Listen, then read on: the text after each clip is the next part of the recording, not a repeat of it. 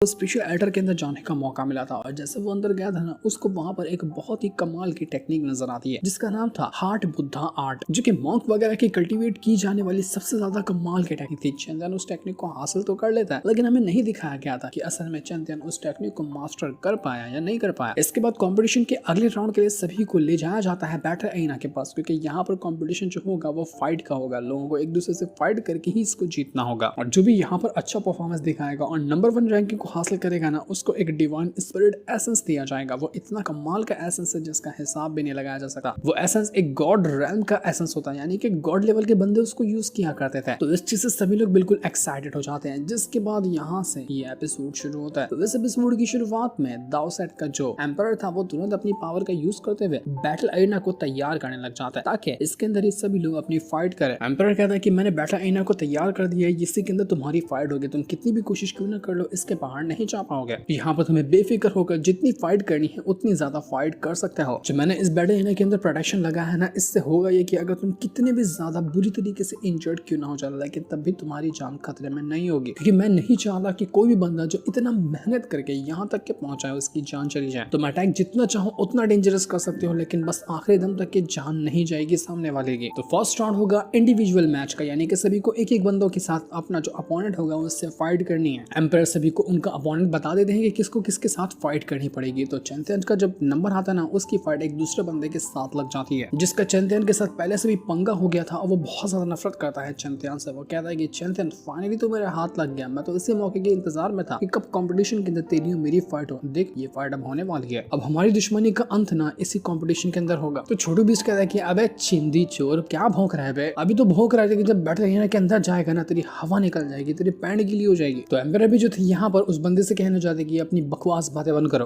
तुम्हारी जो भी फाइट होगी वो बैटल अरेना के अंदर होगी, उसके बाहर जिसने भी फाइट किया या करने की कोशिश की तो मैं उसको डिस्क्वालीफाई कर दूंगा। तो पहले जिसका नंबर आता है वो बैटल अरेना के अंदर जाकर अपनी फाइट शुरू कर सकता है। तो सबसे पहला जो नंबर था ना वो वुयू का होता है, वही वुयू जिसके साथ चैंपियन ने बहुत बार फाइट भी की है। तो वुयू चैंपियन से कहने लग जाता है कि मैं इंतजार कर रहा हूँ तेरा कि तू अपने शुरू के राउंड जीतेगा और आगे चलकर मुझसे फाइट करने के लिए आएगा, इंतजार रहेगा तेरा, तू उससे पहले मर मत जाना। तो चैंपियन भी कहता है कि सेम चीज तो मैं तुझसे भी कह सकता हूँ, क्योंकि तू ही अगर मुझसे पहले टपक गया तो, क्योंकि जिससे तेरी फाइट होने वाली है ना वो मेरा ही दोस्त है और वो भी कमजोर नहीं है, वो तेरी बजा सकता है अच्छे से। वो ये तो सोचने लग गया था कि मैंने इतने टाइम से मेहनत की, अपना सब कुछ इतना दाव पर लगाया स्ट्रॉन्ग बनने के लिए, और इस दाओसेट के एम्पायर ने मुझे इस बच्चे के साथ फाइट करने का मौका दिया, तो मेरा पूरा मूड खराब कर दिया। कहाँ ही मजा आएगा इस बच्चे के साथ फाइट करने में। तो चैंपियन कहता है कि अपने सामने वाले अपोनेंट को अंडर एस्टिमेट करना सबसे बड़ी गलती होती है। जो तुमने उसको अंडर एस्टिमेट किया है ना, तुम्हें पता चल जाएगा कि तुमने कितनी बड़ी गलती की है। बस एक बार बैटल शुरू तो होने दो। लोग तो कहना चाहते हैं कि वुयू ने अपने आप को ना और ज्यादा स्ट्रॉन्ग बना लिया है, उसको उसके मास्टर ने कई सारी टेक्निक दी है। अगर इसके हिसाब से इसकी पावर का लेवल चेक किया जाए ना, तो ये दांतियान के आसपास ही होगा। ये अपने आप को दांतियान जितना लेवल पे ले जा चुका है, जिस वजह से इसका मुकाबला करना अब बहुत ज्यादा मुश्किल है किसी के लिए भी। और जिससे वुयू की फाइट हो रही थी ना वो वुजिन था। लोग कहना चाहते हैं कि बेचारे वुजिन को तो देखो पहले राउंड में ही इसकी वाट लग गई, ये कहाँ ही मुकाबला कर पाएगा वुयू का। दोनों में से जब फाइट होगी तो ये आसानी से वुजिन हारने वाला है। वुयू वुजिन से कहता है कि वुजिन, मैं देख पा रहा हूँ कि तेरे अंदर ना जोश की आग भड़क रही है, तू बहुत ज्यादा जोशीला है अंदर से, लेकिन ये जोश काम नहीं आता है। लेकिन एक बार मैं तुझे मोटिवेट कर ही देता हूँ कि सच में तेरा जो जोश है ना उसने मुझे सरप्राइज किया कि हाँ तो सच में तैयार है मुझसे फाइट करने के लिए। मुझे लगा तो पहले डर जाएगा, लेकिन तो डरा नहीं। और तुझे क्या सच में लगता है कि तू मुझे हरा सकता है? यहाँ पर तेरे अंदर इतनी हिम्मत है मुझे हराने की? तो वुजिन कहते हैं कि देखो मैं बस चाहता हूँ कि तुम अपना बेस्ट दो, जब तुम अपना बेस्ट दोगे ना तभी तुम्हें हराने का ज्यादा मजा आएगा। तो ये सुनकर वो ये भी भड़क चुका था कि अच्छा ऐसी बात है, फिर ठीक है, मैं भी तो देखूं कि तू कितना मेरे अटैक को झेल सकता है। वो तुरंत यहाँ पर अपनी पावर का यूज करते हुए वुजिन के ऊपर अटैक करने लग जाता है, क्योंकि वुजिन जो है ना वो उसी का कजन है। तो वो यूं कह रहा था कि मैं तुझे बचपन से जानता हूँ, बचपन से तू नल्ला निकम्मा ही था, आज देखता हूँ कि तूने कितना ज्यादा खुद को स्ट्रॉन्ग बना लिया है, तू तो हारेगा ही मेरे हाथों। तो उसके सारे अटैक को ना वुजिन शुरुआत में यहाँ पर डिस्ट्रॉय करने की कोशिश करता है। वो कई सारे अटैक को डिस्ट्रॉय कर चुका था। इसके बाद वो वुजिन उससे कहता है कि मैंने कहा था ना अपनी पूरी फुल पावर का यूज करना, ये छोटे मोटे अटैक्स मेरा कुछ नहीं बिगाड़ पाएंगे। वो भी एक पल को देखकर हैरान हो चुका था कि अरे बात तो सही है, इसके बाद सच में कमाल की पावर आ चुकी है पहले से। अब लगता है कि इसके साथ फाइट करने में मजा आएगा। यही तो पावर थी जो इसको कॉन्फिडेंस दे रही थी कि ये मुझसे चैलेंज कर सकता है। तो जब तूने अपनी पावर दिखा दी है तो अब मेरी बारी है, मैं तुझे अपनी पावर दिखाता हूँ कि मैं क्या कर सकता हूँ। वो तुरंत यहाँ पर अपनी पावर को एक्टिवेट करने लग जाता है ताकि वुजिन की वो जान ले सके। तो इसने अपनी पावर का यूज करते हुए अपना डिवाइन ऑरा जो था उसको एक्टिवेट कर लिया था और उसकी मदद से वो एक बहुत ही ब्रूटल अटैक बनाकर उसके अंदर वुजिन की जान लेने की कोशिश करता है। इस जो टेक्निक को अभी यहाँ पर यूज कर रहा था वो उस टेक्निक टेक्निक का नाम होता है ना डीमन गॉड आर्ट, और ये टेक्निक उसकी नहीं थी बल्कि ये थी वुयू के मास्टर की, लेकिन उसके मास्टर ने अपनी टेक्निक को ट्रांसफर कर दिया वुयू के अंदर। इस वजह से वुयू ये टेक्निक को सीख पाया, और ये टेक्निक है जो कि यहाँ पर उसको हेल्प करेगी अपने आप को और ज्यादा स्ट्रॉन्ग तरीके से अटैक करने में।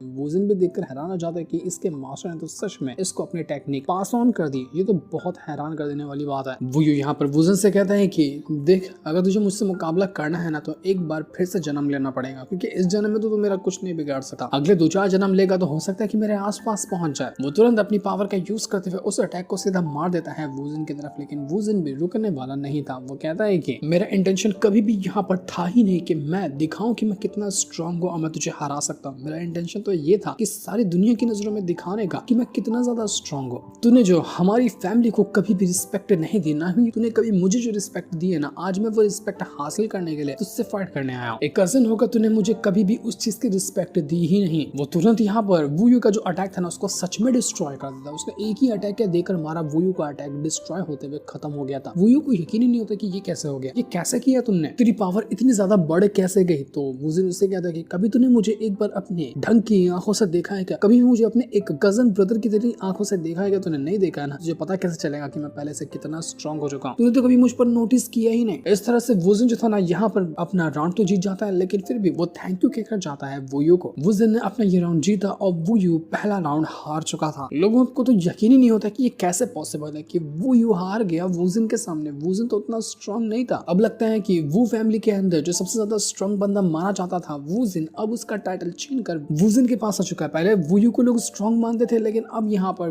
वुजन को ही सब लोग स्ट्रांग मानने वाले हैं उसकी फैमिली में। तो अब यहाँ पर ना सेकंड राउंड को शुरू किया जाता है। सेकंड राउंड किसी और का नहीं था बल्कि था चैंतियन का, उसी बंदे के साथ। वो बंदा यहाँ पर चैंतियन से कहने लग जाता है बैटल एरिना के अंदर आने के बाद कि हम दोनों ने अपना ना स्पेशल एटर के अंदर जाने का मौका एक साथ हासिल किया था। हम दोनों गए थे स्पेशल एटर के अंदर, लेकिन तू आया बिना किसी चीज के, तुझे तो कुछ भी यहाँ पर नहीं मिला अंदर जाने के बाद, लेकिन मुझे बहुत सारी पावर मिली है पहले से। मैं बहुत सारी पावर को गेन करके स्पेशल एटर के अंदर से बाहर आया हूँ, लेकिन तू बाहर आया है एक गली के कुत्ते की तरह, जिसको कभी हड्डी मिली तो कभी नहीं मिली है। ऐसा ही तेरा हाल हो गया है। तूने जितना भी खुद को स्ट्रांग बना लिया, जितना भी करके यहाँ तक पहुंचा ना, ये सब तेरे लक के ऊपर डिपेंड था, लेकिन अब तेरा जो लक था ना वो खत्म हो चुका है। अब जो भी होगा वो तेरे को झेलना पड़ेगा बिना किसी वर्थ का, वर्थलेस का चढ़ा। तू तो चैंपियन किसी काम का नहीं है। वो तुरंत ही बंदा अपनी ब्लड लाइन को एक्टिवेट कर लेता है, जो कि उसकी ब्लड लाइन थी ना डीमन एबिस ब्लड लाइन, और इसका यूज करते साथ ही वो एक डिमोनिक पावर को गेन कर चुका था और उसका लुक भी थोड़ा सा डीमन जैसा ही हो जाता है। इससे होगा ये कि जब ये अपनी पावर का यूज करते हुए अटैक करेगा ना, तो जितना वो पहले पावर की यूज करते हुए अटैक कर पाता था, वो उससे 100 गुना ज्यादा स्ट्रॉन्ग अटैक अभी कर पाएगा अपनी ब्लड लाइन की हेल्प से। लोग तो कहने लग जाते कि जब सामने वाला अपनी ब्लड लाइन पावर को यूज कर रहा है ना, तो अगर दूसरा बंदा भी ब्लड लाइन को वो यूज ना करे तो ये तो उसके मुकाबले का बिल्कुल भी नहीं है। चैंपियन के पास तो कोई ब्लड लाइन नहीं है, तो वो बंदा आराम से चैंपियन को हरा सकता है। वो बंदा चैंपियन से कहता है कि चैंपियन, अगर तुझे अपनी जान प्यारी है ना, तू आगे का सफर और तय करना चाहता है तो मेरे सामने सरेंडर कर दे, अपनी जान की भीख मांग मुझसे, तो मैं तुझे यहाँ पर छोड़ दूंगा, वरना तेरी सोल वगैरह सबको डिस्ट्रॉय कर दूंगा। सिर्फ यहाँ पर जान लेना अलाउड नहीं है ना, तेरी ऐसी हालत कर दूंगा कि तू खुद यहाँ पर पल पल मौत को तरसेगा। वो तुरंत ही यहाँ पर अपनी पावर का यूज करते हुए अपना सोल डिवोरिंग क्लॉ टेक्निक को यूज कर लेता है, और उसकी मदद से वो चैंपियन के ऊपर अटैक करने के लिए जा चुका था। लेकिन चैंपियन भी अपने घंटे को बाहर निकाल लेता है, जो कि उसका डीमन सप्रेसिंग बेल था, और इसकी मदद से जितने भी अटैक वो बंदा करने की कोशिश करता ना, एक भी अटैक चैंपियन तक के पहुंच ही नहीं पाता। चैंपियन के उस घंटे ने सारे के सारे अटैक को डिस्ट्रॉय करके रख दिया था। तो ये देखकर लोग हैरान हो जाते कि अरे चैंपियन ने तो यहाँ पर इस अटैक को कितनी आसानी से रोक लिया है, जैसे कि मानो कुछ असर ही ना कर रहा हो अटैक उसके ऊपर। चैंपियन तुरंत ही वहां पर वो जो हार्ड बुद्धा आर्ट था ना, उसको भी एक्टिवेट कर देता है, जिस वजह से अब यहाँ पर उस बंदे का वहां पर हेल्प आना भी नामुमकिन लग रहा था। लोग ये देखकर कहने लग जाते कि चैंपियन को देखो तो इसने तो सच में हार्ड बुद्धा आर्ट को सीख लिया। जिस टेक्निक के बारे में हम खाली सुनते हुए आ रहे थे कि वो टेक्निक कितनी ज्यादा कमाल की होती है, आज चैंपियन ने सच में उस टेक्निक को सीख कर एक अजूबा कर दिया है। तो इस चीज को वो देखकर बंदा कहने लग जाता है कि देख, तूने कोई भी टेक्निक क्यों ना सीखी हो, मुझे उससे फर्क नहीं पड़ता, मैं अभी भी यहाँ पर तेरी जान आराम से ले सकता हूँ। फिर से यहाँ पर अपनी ब्लड लाइन की पावर को एक्टिवेट करने लगता है, और उसकी मदद से वो एक और खतरनाक अटैक तैयार कर चुका था, जिसका नाम था ब्लैक विंड